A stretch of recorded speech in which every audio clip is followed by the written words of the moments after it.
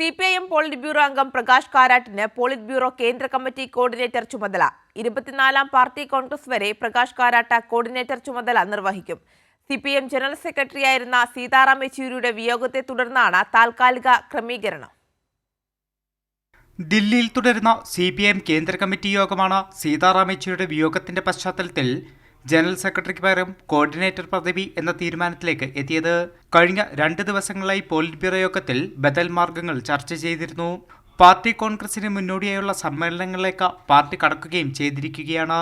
ഈ സാഹചര്യത്തിലാണ് കോർഡിനേറ്ററെ നിശ്ചയിക്കാൻ കേന്ദ്ര കമ്മിറ്റിയിൽ ധാരണയായത്.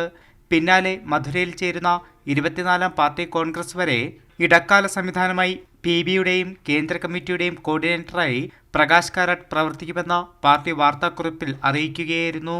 2 ദിവസത്തെ കേന്ദ്ര കമ്മിറ്റി യോഗം നാളെ അവസാനിക്കും. പാർട്ടി കോൺഗ്രസിന്റെ മുന്നൊരുക്കങ്ങൾ, പൊതുരാഷ്ട്രീയ സാഹചര്യങ്ങൾ ഉൾപ്പെടെ യോഗം ചർച്ച ചെയ്യും. കൈരളി ന്യൂസ്, ദില്ലി.